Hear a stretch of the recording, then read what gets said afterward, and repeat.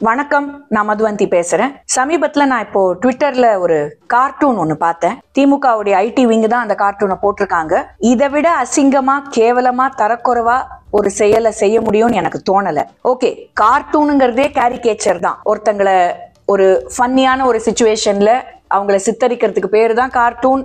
Okay, but ஒரு வரம்பு இருக்கு. அந்த வரம்பை மீறி இதை விட அசிங்கமா யாராலையும் பண்ணிருக்க முடியாது. அதுவும் ஒரு 65 வருஷமா தமிழ்நாட்டை, இங்க இருக்கிற அரசியலை தெரிஞ்சு புரிஞ்சு பல தடவை தமிழ்நாட்டை ஆண்ட கட்சி திமுக. பட் இந்த அளவுக்கு ஸ்டூப்பிங் டு திஸ் லெவல் அப்படிங்கிறது ரொம்ப ரொம்ப ரொம்ப ரொம்ப தப்பா இருக்கு. பல பேர் நீங்க அந்த கார்ட்டூனை பார்த்திருப்பீங்கன்னு நினைக்கிறேன். கண்டிப்பா பார்த்திருப்பீங்க. அதிமுகலையும் இதுக்கு கண்டனம் தெரிவிச்சிருக்காங்க, ரொம்ப ஸ்ட்ராங்காவே கண்டனம் தெரிவிச்சிருக்காங்க. திரு எடப்பாடி பழனிசாமியை ரொம்ப தப்பா சித்தரிச்சு இந்த கார்ட்டூனை போட்டிருக்காங்க. It looks very very cheap. First and foremost, இப்போ பாஜகவுக்கும் அதிமுகவுக்கும் கூட்டணி இருக்கிறதுனால நான் இதை பேசுறேன்னு தயவு செய்து நீங்கெல்லாம் நினைச்சீங்கன்னா, திரு விஜய் அவர்களை பத்தி பர்சனலா அட்டாக்ஸ் பண்ணும்போது கூட நான் குரல் கொடுத்து வீடியோ போட்டிருக்கேன். ஸோ இது கொள்கை ரீதியா பண்றோம், ஒன்லி பிகாஸ் ஆஃப் அலையன்ஸ் அப்படிங்கிற பாயிண்டே கிடையாது. இந்த மாதிரி personal attacks, dirty below the belt attacks யாருக்கு நடந்தாலும் நான் கேள்வி கேட்பேன். அதுக்காக தான் இந்த பதிவை நான் போடுறேன்.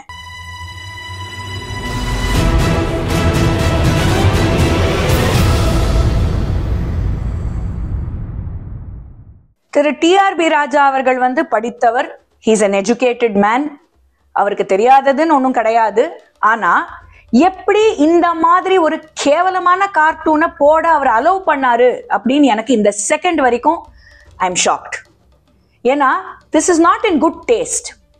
எடப்பாடி அவர்கள் ஒரு senior leader of the opposition and he has been with AIADMK for several years. அப்படி இருக்கிற பட்சத்துல உங்களுக்கு கொள்கை ரீதியா கார்ட்டூன் போட்டு அவரை பத்தி ஏதாவது பேசணுமா? இன்ட்ரெஸ்டிங்கா கார்ட்டூன் போடணுமா? தாராளமா போடுங்க. கார்ட்டூனே நீங்க ஏன் போட்டீங்க, போடக்கூடாது நீங்க யாரும் சொல்லலைன்னா இவ்வளோ சீப்பா, இவ்வளோ தரக்குறைவா, எனக்கு அந்த கார்ட்டூன்ல இருக்கிற விஷயத்த சொல்ல கூட அசிங்கமா இருக்கு. அந்த மாதிரி ஒரு கார்ட்டூன் போட்டு அவரை பத்தி பேசணும்னு என்ன உங்களுக்கு? இல்ல, இப்ப திமுகவை பத்தி நடக்கிற பல விஷயங்களை சொல்ற யூடியூபர்ஸ் வீட்டுல நீங்க போய் மலத்தை அள்ளி கொட்டுறீங்க இல்லையா? ஆளுங்களை விட்டு த்ரெட்டன் பண்றீங்க இல்லையா? காலங்காத்தால அவங்க வீட்டுக்கு யாரையாவது அமிச்சு அரெஸ்ட் அளவுக்கு போறீங்க. அதாவது நடக்கிறத சொன்னாலே நீங்க இந்த மாதிரி கார்ட்டூனை சித்தரிச்சா அது மட்டும் கரெக்டுங்களா? எந்த விதத்துல கரெக்ட் இது? திமுகல நடக்கிற எல்லா ஊழல்களை பத்தியும், எல்லா ஸ்கேம்ஸ பத்தியும் கார்ட்டூன்ஸ் போடலாமா? போட்டுக்கிட்டே இருக்கணும். 365 நாளும் ஒரு நாளைக்கு 10 கார்ட்டூன் போடலாம். அப்படி போடணும்னா கொள்கை ரீதியா எதிர்த்து அரசுல நடக்கிற தப்புகளை சொல்றது எல்லாருக்கும் இருக்கிற உரிமை. That is a democracy. And அவரு லீடர் ஆஃப் தி opposition. கண்டிப்பா பேசுவாரு. அப்படி பேசுற ஒரு மனுஷனை உங்களுக்கு எதிர்க்கணும்னா பதிலுக்கு பேசுங்க. இததான் நான் பல தடவை சொல்லியிருக்கேன். கொள்கை ரீதியா எதிர்க்கிறோமோ, கொள்கை ரீதியா பதில் கொடுங்க. Let's have a very healthy debate, strong debate, fiery debate, no problem. ஏன் இந்த சீப் டாக்டிக்ஸ், இந்த டர்ட்டி கார்ட்டூன் போடுற அளவுக்கு போறீங்க? முரசொலியில காமராஜ் ஐயா, கக்கன் ஐயா பத்தி எல்லாமும் கண்ணாப்பினான்னு சித்தரிச்சதுதான். அதே இப்ப கொஞ்சம் அட்வான்ஸ்டா ஐடி விங்ல நீங்க டெக்னாலஜியை யூஸ் பண்ணி சோசியல் மீடியால பண்றீங்களா? அப்படி பண்ணிட்டு திருப்பி அவங்க கூடயே கூட்டணி. சரி, அதுக்கு நீங்க சொல்லுவீங்க அரசியல்ல நிரந்தர நண்பர்கள் கிடையாது, நிரந்தர எதிரிகள் கிடையாதுன்னு.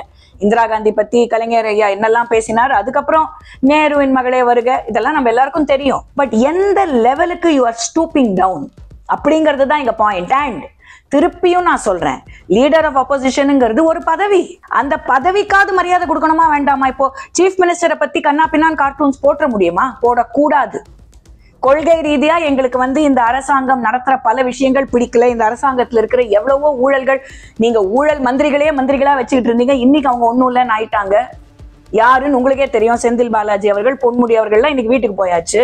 எவ்வளோ ஊழல், டாஸ்மாக் ஊழல், போதைப் பொருள் ஊழல், law and order is in the bits, இன்னும் டெய்லி சொல்லிக்கிட்டே இருக்கலாம். நாங்கெல்லாம் சொல்லிக்கிட்டு தான் இருக்கோம்.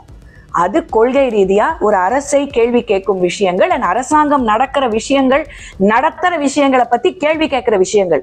அதனால சிஎம் பத்தி தரக்குறைவா பேசியோ, இல்ல பர்சனலா அட்டாக் பண்ணியோ, இல்ல அசிங்கமா கார்ட்டூன் போட்டுட்டா அது யார் பண்ணாலும் நான் அதுக்கு சும்மாவும் இருக்க மாட்டேன். இதுதான் நான் சொல்ல வருது. there is a standard, ஒரு அப்ரிங்கிங் வேணும், ஒரு ஸ்டாண்டர்ட் வேணும். ஒரு விஷயத்தை பண்ணும் பொழுது அந்த ஸ்டாண்டர்டே இல்லாம இவ்வளவு கேவலமா ஒரு cartoon போடுறதுங்கிறது It only reflects upon your party. 60 வருஷமா திராவிட சிந்தாந்தம் சொல்லிட்டு இந்த திராவிட மாடல் அப்படின்லாம் சொல்லிட்டு தமிழ்நாட்டுல இத்தனை வருஷம் நீங்க ஆண்டு இருக்கீங்க.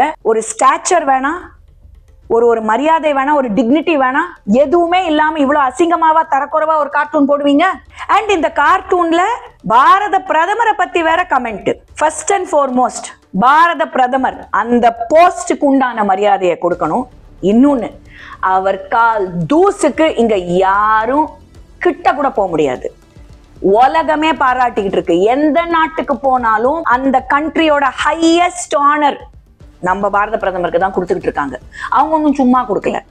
அவர் செய்யற வேலையை பார்த்து கொடுக்குறாங்க, அவருடைய ஸ்டாச்சரை பார்த்து கொடுக்குறாங்க, அவர் இந்த நாட்டுக்காக உழைக்கிறத பார்த்து கொடுக்குறாங்க.